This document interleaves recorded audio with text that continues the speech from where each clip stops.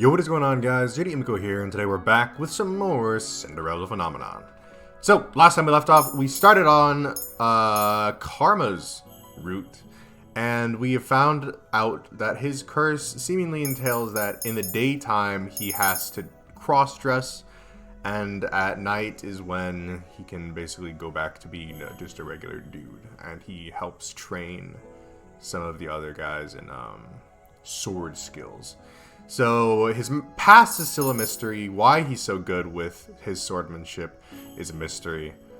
So yeah, I guess we're going to try and dig deeper into that story. So without further ado, let's continue. Karma Chapter 4. Julian, if you don't come at me like you truly mean to stab me, you'll never land a hit. Yes, ma'am. Yes, sir. It's been about 2 weeks since I first saw Karma here in the forest, practicing with Garland. I've come here every night since then, though I never stay as long as Karma, since I actually have work to do in the mornings. Alright then, here I come. Their swords clash and Karma laughs as he throws Julian back and taps her lightly on the shoulder with his sword. That makes 4 hits, and that one was easy. Is that the best you can do, Julian? I notice that every time Karma practices with Julian, he's in his Miss Karma disguise. He says it's because of the curse and because he does not want Julian to fall in love with him. Isn't he being overdramatic? I doubt someone like Julian could fall in love with Karma. Be subtle and quiet. Garland tells me that you're usually good at that. I am, sir. Then why the exception today? Sir. Darling, it wouldn't happen to be because of the way I'm dressed, would it? Are you still not used to it? Hit the nail on the head, have I? It's not very chivalrous to hurt a lady, of course, but that logic applies to men as well. An enemy is an enemy, Julian, even if your enemy is a delicate flower like myself. Delicate flower. Julian, you should hit him on the head for that. But, Princess! He's not delicate at all. Julian laughs and I scowl at her. Is she laughing at me? You and Karma seem to get along. I doubt it. Oh, Princess, you wound me. You always say that. You wound me where Julian's blade cannot. Something flashes in Julian's eyes as she readies her sword again. Karma sounds ready as Julian rushes at him with her sword. Their swords clash again. I wonder. Karma, your back's open.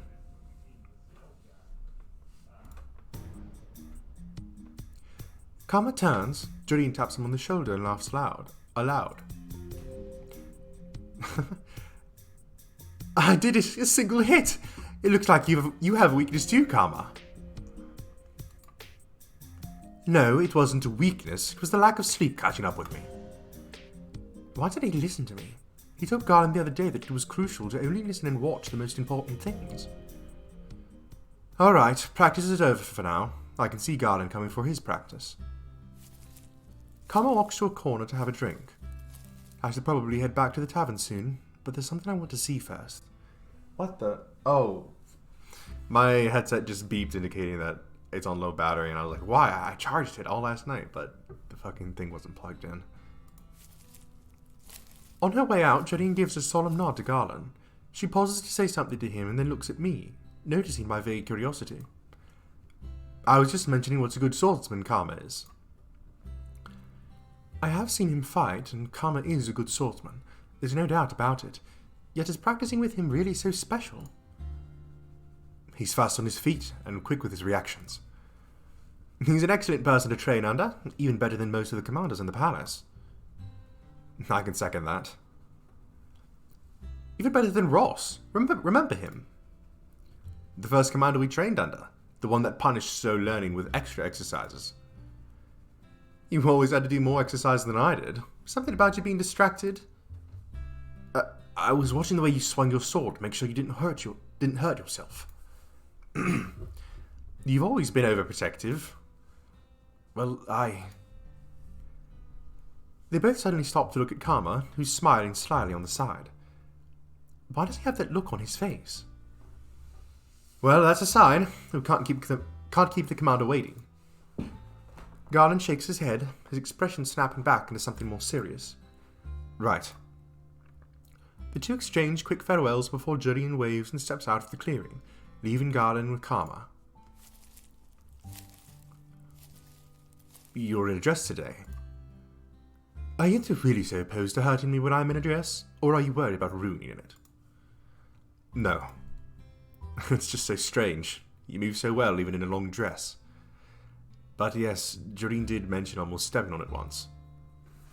Impossible! I'm the picture of elegance! Of course, sir. Karma shrugs Garland's comment off. The two ready their swords and then get right into practice. Joreen has taken over Garland's patrol now, so that Garland can get in some practice time. So, Garland, have you told Joreen yet? No. The conversation that Karma always has with Garland is the real reason I stayed behind to watch them practice. I don't understand why Garland answers Karma's questions if doing so makes him so depressed. Why would he never say anything to her, Garland? Why don't you just confess to her already? Karma lands an easy hit on Garland, who sighs in response. Whenever Garland thinks about Joreen, he gets distracted. I do not understand his feelings at all, but seeing him remain quiet frustrates me.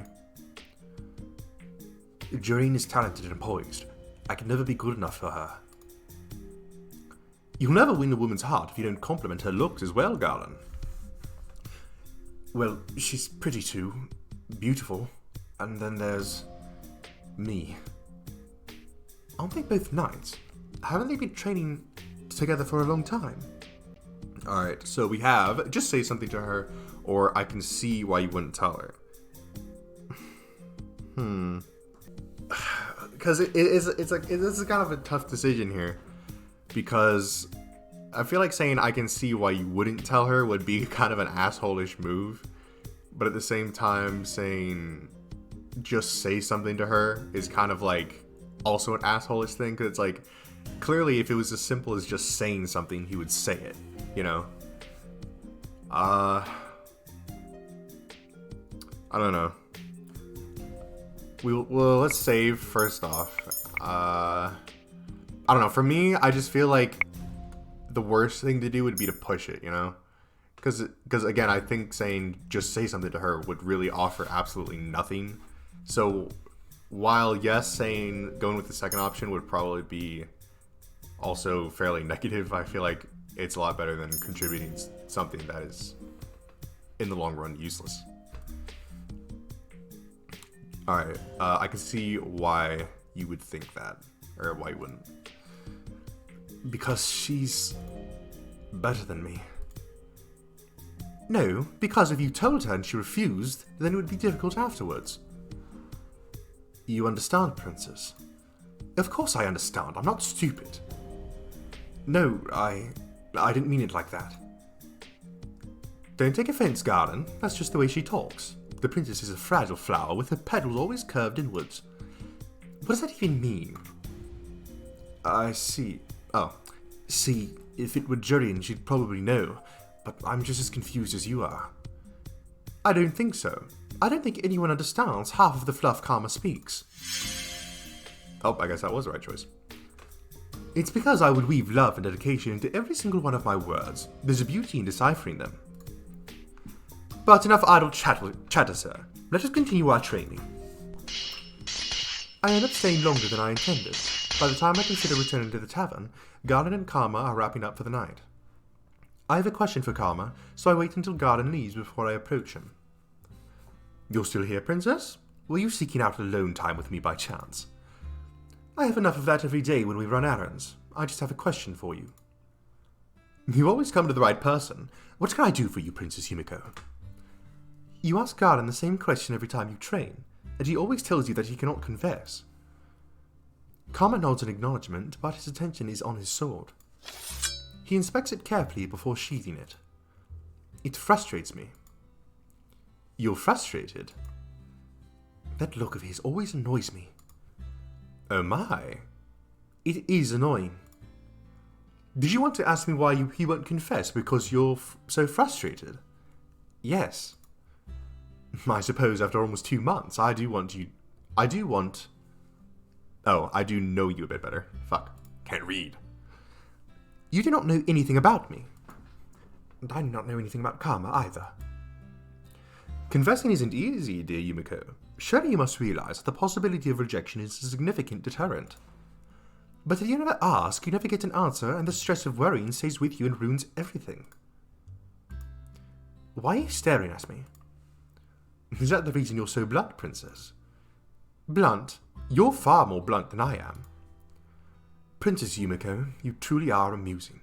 You're as sharp as a knight's blade. I am not amusing. That is a matter of opinion, darling. He really is insufferable. And yet I still come to him for advice. The scariest part of a confession is the possibility of rejection. Can you imagine loving someone and then finding out that they don't feel the same way about you? My thoughts shift to the king. My chest tightens. Princess Yumeko. Carmen reaches out her hand to brush a strand of hair out of my face. I slap it away without realizing. He pulls his hand back with a gentle sigh. My apologies, Princess. No, I cannot imagine. No. Loving someone and finding out that they do not feel the same way. I always knew my father never loved me. My understanding is different from what Karma is referring to. Besides, I no longer hold any love in my heart for the king. I've already given up hope on him. Right? It's a good thing you haven't experienced a rejection of love, Princess. It is one of the worst feelings. Karma asks to be alone, so I return to the tavern by myself that night. So it's possible that... Because I think that... Because Rod made the deal with the witch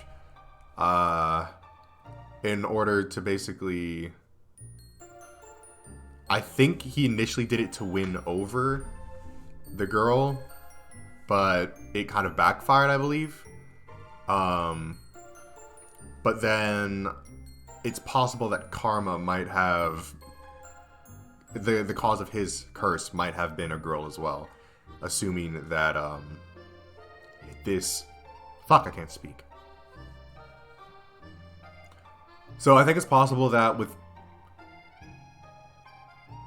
So I think it's possible that because with Rod's curse, I think he got it because he was trying to win over a girl or something like that. Because he wanted, like, the status, essentially, to win her over, I believe. So it's possible that Karma might have his curse because of suffering a rejection, just kind of going by his reaction on that topic. Potential. I do not know why I agree to this when nothing changes. Today I am once again out in town with Karma, running errands. Since we've been partners, he insists on me coming with him every day. Why do you need a new dress? Because a lady needs all kinds of dresses in her closet. Variety is key when you want to make a good impression. Why would you want to make a good impression on people in a disguise? A disguise is meant to conceal you. It does not exist to be flaunted. Oh no, darling. I only wear the disguise to stop the curse from working on people.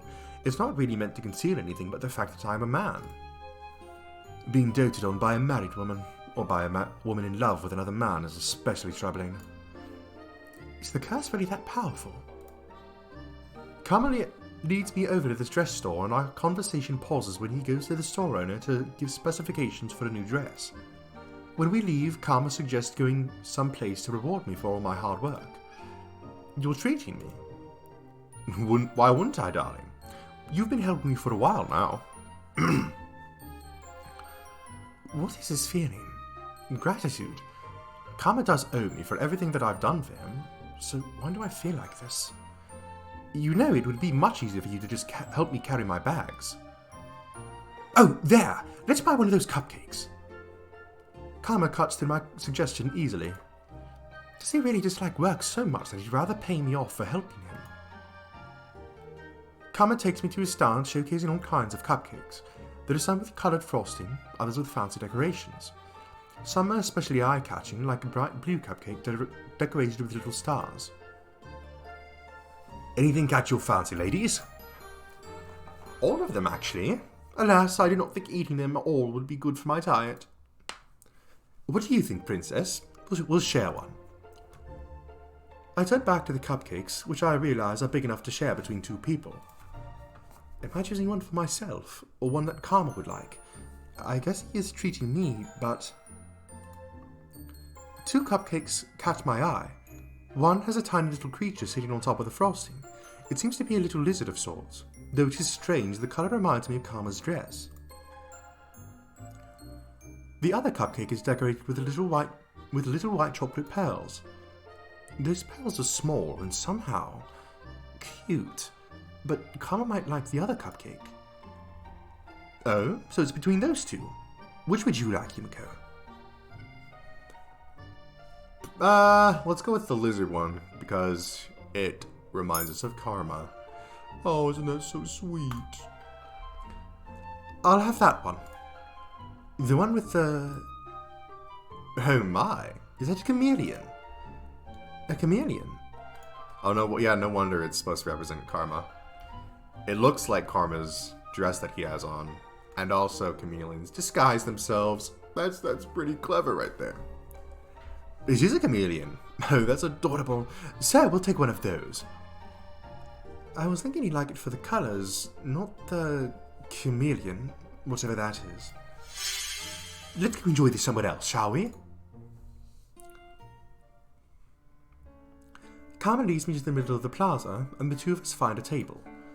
He walks off to get a fork and a knife before returning and handing a set to me. Do we really need a knife and a fork to eat a cupcake? So, before we got your dress and you distracted me with cupcakes, we were talking about your curse. Were we? It's not an interesting topic. I was glad that we had gotten off that tangent, to be honest.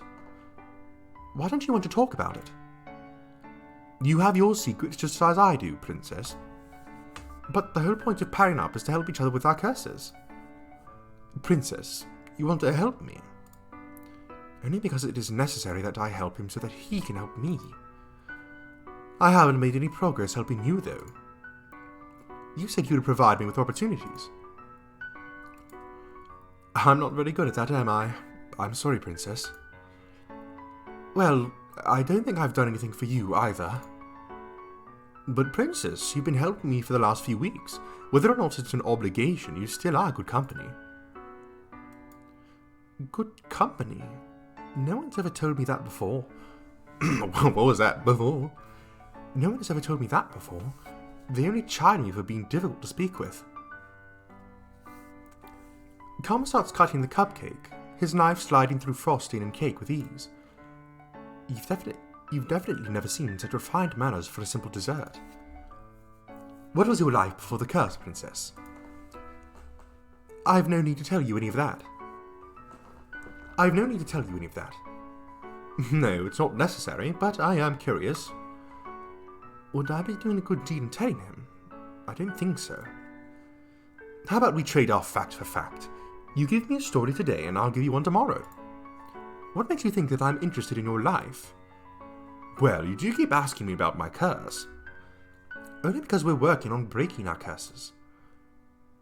Okay then, we won't talk about the past or any secrets.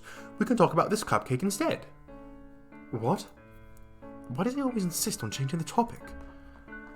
Karma cuts the chameleon on top in half. I notice that he gives himself the head, which is a lot cuter, while I get stuck with the tail. Chameleons are little lizards that can blend into their surroundings. Is he willing to go this far to avoid the subject? When I was a child, my father used to call me a chameleon. What? I hid a lot to avoid responsibilities. Oftentimes no one could find me, not my father nor the servants. If he had servants, then that makes him a noble. One day I was out searching for a mythical creature in our garden, and I came upon the chameleon. It was this small, silly little lizard, but I'd only found it because I was looking for something fantastic. The lizard on the cupcake does not seem all that fantastic. My father explained what it was to me, and he started calling me his silly little chameleon. It was ridiculous, but he said I was always very good at hiding, so it suited me. What is it, Princess?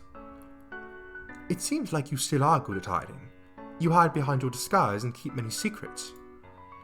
I suppose I'm still a chameleon then. I don't think that nickname makes any sense. Sometimes they don't have to. Nicknames don't have to make sense to be endearing, Princess. Can we please just get back to the subject at hand? Yes, this cupcake. If you insist on sharing a story for a story, then I will tell you something about me. Oh? You didn't seem the type to want to share. I normally do not see any reason for sharing things about my past, no. Mother once told me that to confide in someone else was a weakness. But more than that, I was always worried that others would judge me. No one has ever wanted to listen to me. I know enough about others' opinions of me to know that they think I'm the one at fault. Always. I wouldn't judge you, Princess. I mean, I wouldn't judge you for not wanting to say anything to me. I divulged nothing to you, after all. A story for a story. That is the deal, right? I expect you to keep it. Or rather, a fact for a fact. It's not like I have to tell him everything, just something about myself. I will tell you about my life at the palace. It's not as if it's a secret, though I doubt Karma would understand. Ever since Mother died, the palace has been a cold place. Okay, we are swinging, aren't we? Why the surprise? Is it because you see Emmeline and Rod and assume we're all one big happy family? I do have to admit that Princess Emmeline seems quite gentle. Princess Rod is quiet, but he does seem like an honourable man. When I saw you and Princess at the dress store, Princess? Fuck. When I saw you and the Princess at the dress store, Princess Emmeline seemed very nice. Is she not? Her kindness is fragile at best. She tries far too hard for it to be genuine. Her insistence is irritating. I've never wanted to be friends with her. The king took a second wife after my mother died, as if she never mattered to him. Karma is silent, and I continue to talk, my emotions loosening my tongue. I'd meant to stop there, but the words keep coming. The only one who ever showed me any affection in the palace was Mother. The king never paid much attention to me in the first place, but he treated Rod and Emmeline far better than he has ever treated me. What was your mother like? All of my fondest memories of her. She was always with me in the palace, teaching me right from wrong. She taught me how not to show weakness, who to speak with. Who to speak with? Needless conversation is useless. People are often likely to lead you astray. That was the reason I never saw any reason to speak with the townsfolk. Will you judge me as everyone else does? No, Princess, I'm not judging you. I'm just a little sad. Sad? Why would he be sad? It sounds like you've lived an empty life. It was not an empty life. But it sounds as if your mother separated you from everyone. It wasn't as if the townsfolk would have accepted me anyway. Mother said they were not to be trusted. Princess, about your mother.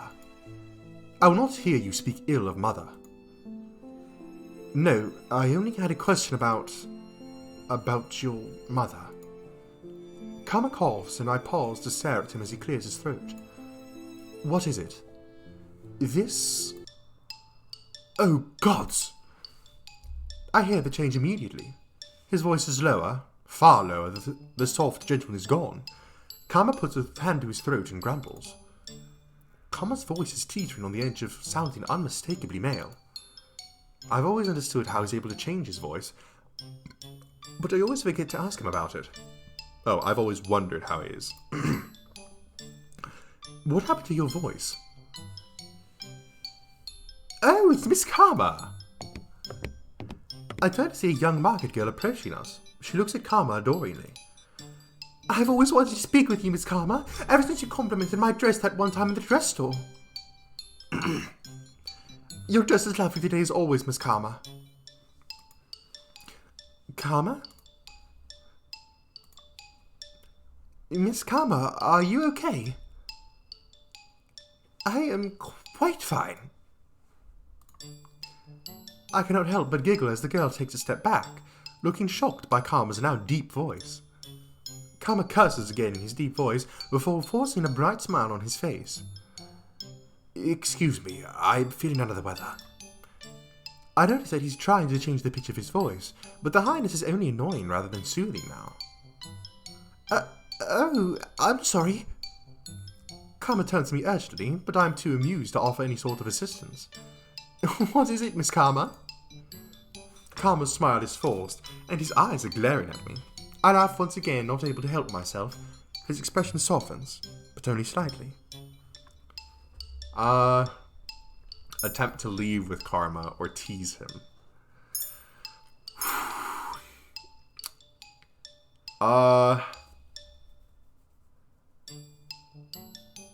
I don't know, actually, because I feel like attempting to leave with him would result in a good deed, but at the same time, teasing him would probably, just like reading the mood of the situation, it would probably, maybe make us a little bit closer with him, I would assume. Let's save. I'll tease him, you know, why not? I don't really see how that can be a bad thing. He obviously wants to leave, but I cannot help myself. Miss Karma, I do wish you would say something. At the very least, you should thank this girl for her compliment. Oh no, it's quite alright. Come on, Karma, you're usually the most charming person on these streets. Thank you. He sounds like he's dying now. I cannot help but start laughing again. The small annoyance on Karma's face seems to dissipate completely. Leaving. He takes my hand and curtsies politely to the girl as he pulls me away. Karma, you sound sick. It's run out. Run out?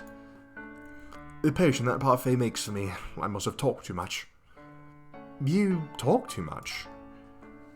Karma puts a finger to his lips as we stroll through town. He shakes his head, making it clear that he won't speak to me until later. When we arrive at the tavern, it's already dark. Karma pauses and turns to look at me. What?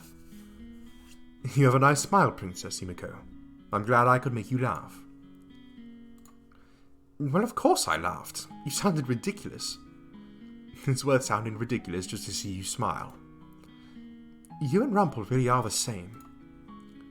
The comment doesn't faze him. He smiles wildly as he leaves for his room.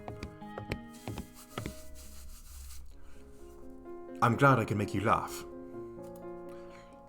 I cannot get those words out of my head, even though I'm supposed to be resting for the night. I think I should go see Karma if Karma's practicing during a garden. I leave my room and go down to the reception room. The Law and Parfait let me go to the forest at night alone now, since they know that I'm meeting up with Karma. Parfait's in the reception room tonight, reading a book. I was always told that reading in the dark was bad for your eyes. Oh, Princess, I didn't see you. I noticed that she's closed the book, and I can now read the cover. She's reading Cinderella. That's my fairy tale curse. The Great War was caused by the fairy tales, right? Yes, that's right. And that you're reading one. The curses are based off of these fairy tales, actually. But why reading Cinderella? My curse isn't anything like the fairy tale, it's reversed. True, but the morals remain the same. In order to become Cinderella, you must be good like her. Cinderella had everything handed to her by a fairy godmother. I had everything taken away. Princess, have you truly had everything taken away from you? Compared to what I used to have, what I have right now might as well be nothing. You have friendships and people who enjoy your company. No one in this tavern enjoys my company. Are you sure about that, Princess? I think you just have difficulty trusting that we all like you. Like me? Why would you like me? You become like family here. I haven't been here for that long. It doesn't matter. Everyone here at the Marchen is family. Family? You're saying that everyone at the Marchen is like family? Princess, you're one of my boarders. You're more than just a regular here. You live here with us. So like I said, you're family. I speak more with the people here than I've ever spoken to my own family. In the palace I was always alone. The only person I could speak with was Fritz. Are you going to watch Karma practice? I nod in response. Be safe, Princess. As I head to the door, I recall what happened earlier today. Parfait, what is this potion you make for Karma? You mean the potion I make to change his voice? He begged me to help him when he first designed his disguise. Karma makes a beautiful woman, but he didn't think the illusion was complete without a convincing voice. You know how picky he is. Something else on your mind, Princess? Karma hides his curse, but you must know the conditions for breaking it, don't you? Parfait does not answer. Or are you also keeping it a secret? Princess Yumeko, not everyone likes to talk about their curse. I think it would be better if you ask Karma directly. I just don't understand why he won't tell me anything when I'm trying to help him.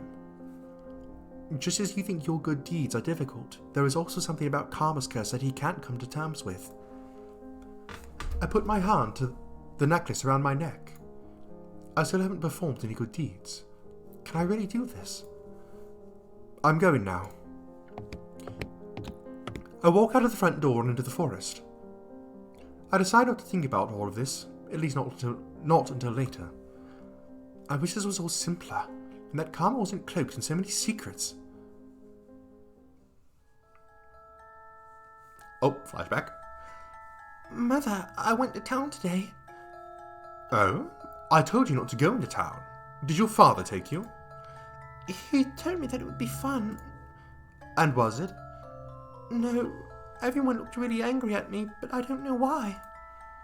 I've told you before, haven't I, dearest one? The townsfolk are jealous of you. Jealous? They're bitter about their lot in life, and because of that, they will seek to use you for your status. You cannot trust them, Yumeko. You cannot trust anyone but me. Trusting others will only lead to heartbreak, Yumeko. You need only trust me because I will never hurt you. Chapter 5. Fabers and Payback? Fabbers and Payback? Something along those lines. Alright, we're going to save it there, and we're going to go ahead and return to the main menu. Alrighty. So, at least that felt like a shorter episode today. But yeah, some interesting developments. So, I think my prediction earlier about Karma's curse being related to a rejection is probably going to be right. Considering that I would assume that pretty much all of these guys probably have, you know, troubles relating to that to some degree or the other. Something relating to love. But yeah, I mean, definitely... It's interesting because we have seen Karma without the disguise on, but we didn't fall in love with him, so I wonder if that's just because we are also cursed, so that might be why. But it would definitely be kind of interesting to find out not only more about his curse, but more specifically like his background. Because we know now that he's more than likely a noble. So that would probably have something to do with why he has such good swordsmanship skills. But again, it's sort of like, if he's so good with a sword, why have I never heard of him, essentially? But yeah, I mean, definitely some interesting stuff that we're gonna see happen with him. But that's gonna be for this time. If you guys enjoyed, make sure to leave a like on the video and tell me in the comment section below what you'd like to see me play next. If you enjoyed this video or any other videos or series on my channel, then I highly recommend that you hit the subscribe button and turn on post notifications so you'll be notified when I knew one of those videos come out. Anyways, that's it for me, and I'll see you in the next one.